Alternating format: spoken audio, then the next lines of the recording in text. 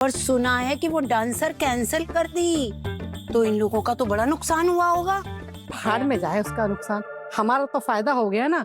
इसी बहाने मोहल्ले के सारे मर्द घर के अंदर हैं। एक दिन नाचने का 25,000 और डांसर भी नहीं है।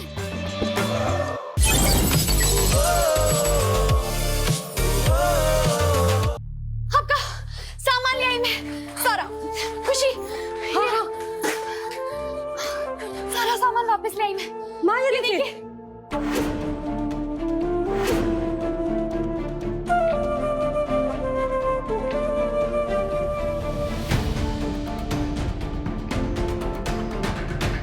सारा सामान आ गया।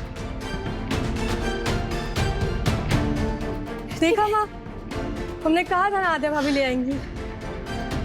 सो सॉरी माँ, यही सब था ना।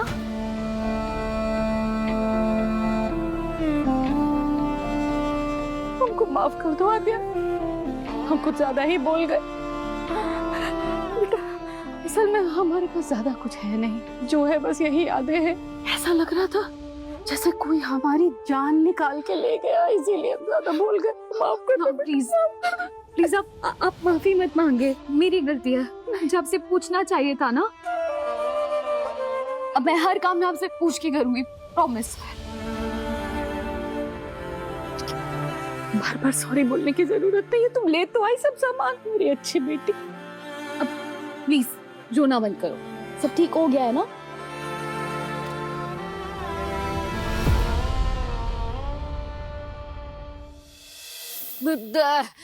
सूरज जी, चलिए अब मम्मी जी ठीक है, मम्मी जी को संभालने के लिए आद्या खुशी है। हम इतना इमोशन नहीं संभाल पा रहे, हमें चक्कर आ रही है। अरे चलिए चलिए, हम आपका सर दबा देते हैं, चलिए।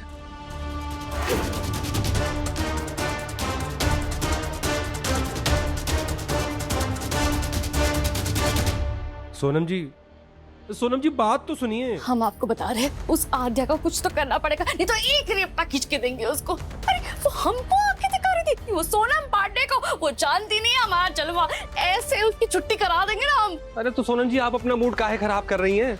अरे अभी बहुत मौके आएंगे इसको आद्या को सबक सिखाने के। अरे इस बार ऐसा वार करेंगे ना, ये आद्या पतली गली से रो रो के भाग।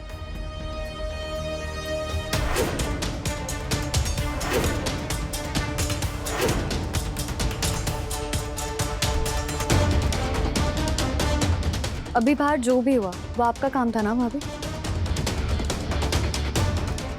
सूरज जी, ये लड़की में कुछ तमीज उमीज नहीं है क्या? जब मियाँ बीवी बात कर रहा तो बीच में से टपक नहीं जाते। और क्या कह रही थी? क्या किया हमने? क्या किया? जानबूझकर माँ का सारा कीमती सामान बाहर रख दिया, जिससे वो कबाड़ के साथ बाहर निकल जाए। सूरज जी, हम क्या इल्जाम लगवाने के लिए पैदा हुए हैं क्या? आए दिन कोई ना कोई हम पे इल्जाम लगाता ही रहता है। हम जैसे सीधे साधे लोगों के साथ ये चंट लोग ऐसा ही करते हैं। और गलती ना तुम्हारी थी, मम्मी जी का कीमती सामान सारा बटोर कर उस कबाड़ी वाले को दे दिया, और जब मम्मी जी तुम पे गुस्सा कर रही है तो आके हम पे इल्जाम लगा रही है। चलो सोना भाभी को फंसा देते हैं। वाह प्लीज भाभी, मैं बच्ची नहीं हूँ और ना ही बेवकूफ। सब समझ आता है मुझे, जो भी हुआ है ना बाहर, वो आपका काम था। ये अरे आद्या, ये क्या तरीका अपनी भाभी से बात करने का? अरे गलती तुमने खुद करी, तुम सोनम जी को काहे घसीट रही हो बीच में? आप बीच में मत आइए भैया, दो बहुएं बात कर रही है ना। तुम कब से बहू बन गई? तो बन जाऊंगी।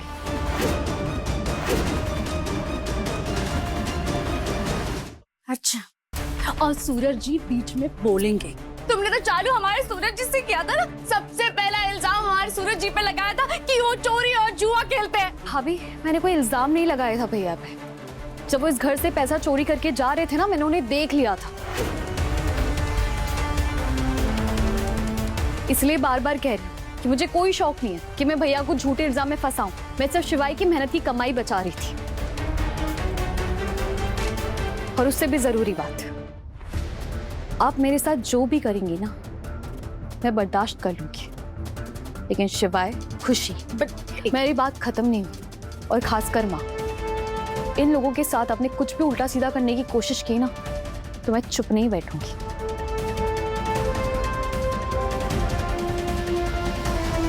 समझा दीजिएगा इन्हें।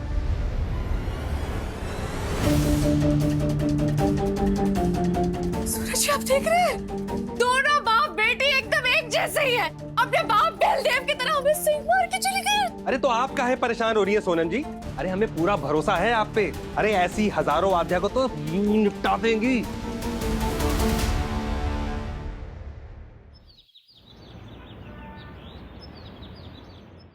भोगना जी, आपको ऑर्डर एकदम रेडी है, हम फैक्ट्री पहुंचते डिलीवरी भिजवा रहे हैं। माँ, हम जा रहे हैं।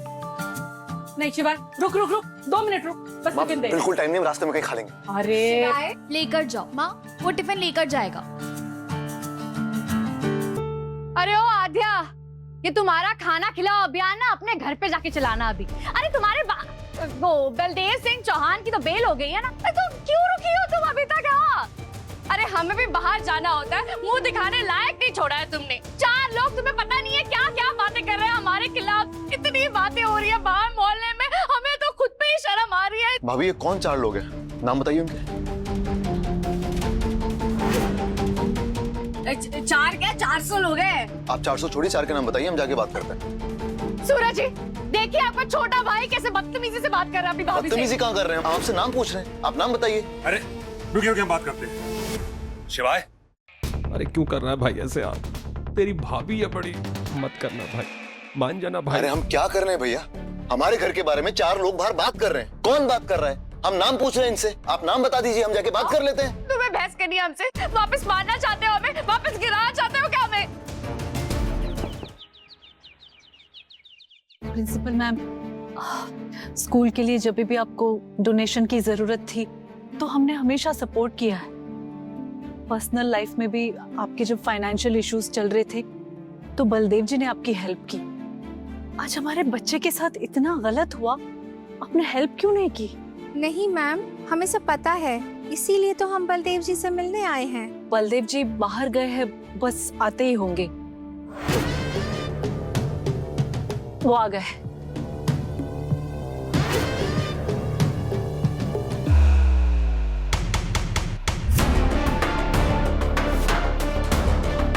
बलदेव जी, प्रिंसिपल मैम आए।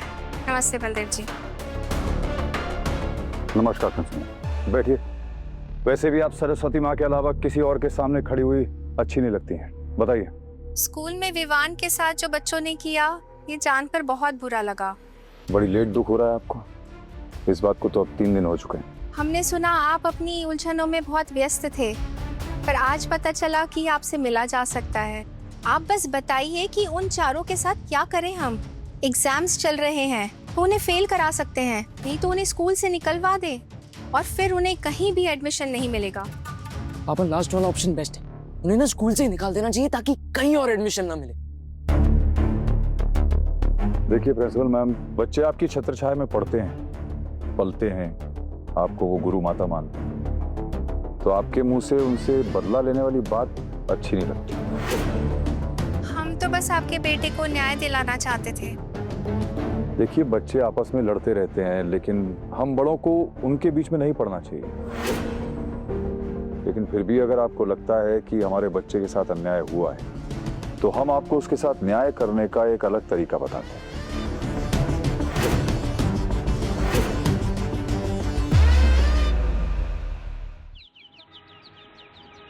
प्रिंसिपल मैम, जब बच्चे बड़े हो रहे थे ना, तो उन्हें खुद को संभालने के लिए छोड़ देना चाहिए, ताकि वो आने वाले जीवन और जीवन की कठिनाइयों से लड़ने के लिए अच्छी तरह से तैयार हो सके। विवान, बेटा ये लड़ाई तुम दोनों बच्चों के बीच की है, तो अगर तुम्हें ऐसा लगता है कि तुम्हारे साथ गलत हुआ है, अन्याय हुआ है, तो खुद को न्याय दिलाने के लिए खुद ही लड़ो। All the best.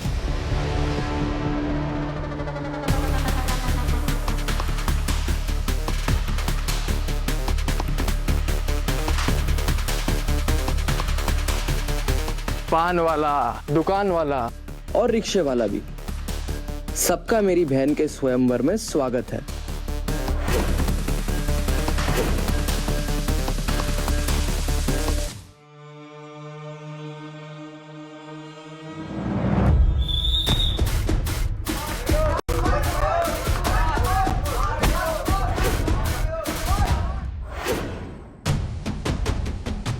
बलदेव जी, एक बात तो है, हम जितने समय से विवान को जानते हैं, वो अपनी लड़ाई लड़ना खुद जानता है।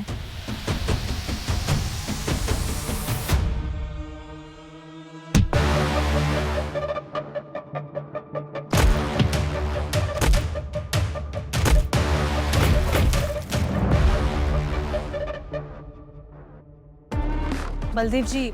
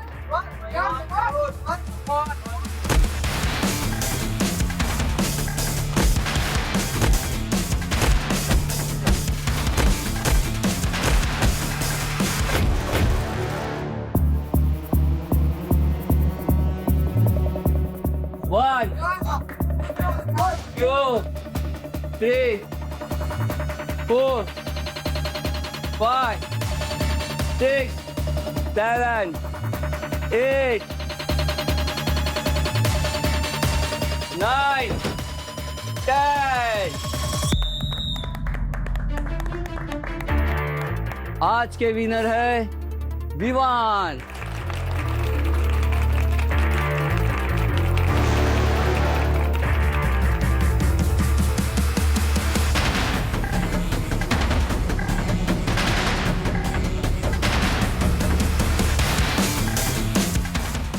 और ऐसा कुछ किया तो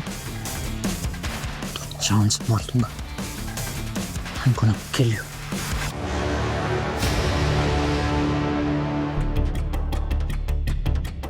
Proud of you, Dad. Well done.